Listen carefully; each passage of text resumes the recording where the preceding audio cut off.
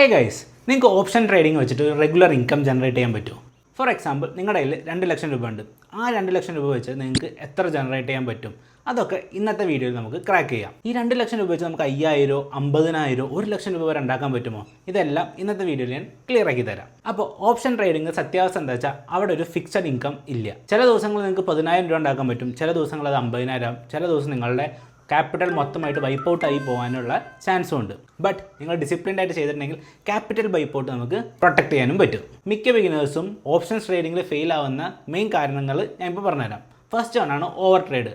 Like bagging കൊണ്ട് അവർക്ക് ആദ്യത്തെ ട്രേഡും കൊണ്ട് പ്രോഫിറ്റ് ഉണ്ടാക്കി, അത് കണ്ടിട്ട് രണ്ടാമത്തെയും മൂന്നാമത്തെയും ട്രേഡൊക്കെ എടുത്തിട്ട് ചുമ്മാ കിട്ടിയ പ്രോഫിറ്റും നമ്മുടെ ക്യാപിറ്റലും വാഷ് ഔട്ട് ചെയ്ത് കളയും. അടുത്താണ് മെയിൻ സ്റ്റോപ്പ് ലോസ് വെക്കാതെ ഓപ്ഷൻസ് ട്രേഡ് ചെയ്യുന്നത്. പിന്നീടുള്ളതാണ് ഫോമോ ആയിട്ട് ഒരു ട്രേഡിൽ എൻ്റർ ചെയ്യുന്നതും. പിന്നെ ലാസ്റ്റ് വണ്ണാണ് മേജർ വൺ, മിക്ക ആൾക്കാരും പെടുന്ന ഒരു സ്ഥലം. ഓരോരുത്തരുടെ സജഷൻസും ടിപ്സ് പറഞ്ഞിട്ട് ട്രേഡ് ചെയ്യാൻ പോകുന്നത്. ഓപ്ഷൻസ് ട്രേഡിങ് നിങ്ങളുടെ സ്ട്രാറ്റജി അനുസരിച്ച് വേണം ചെയ്യാൻ, കാരണം ഓരോ സെക്കൻഡിലും നമ്മുടെ സ്ട്രാറ്റജി ചേഞ്ച് ആവാനുള്ള ചാൻസ് ഉണ്ട്. അപ്പോൾ നമ്മൾ ആദ്യം ചോദിച്ച ചോദ്യത്തിലേക്ക് വരാം.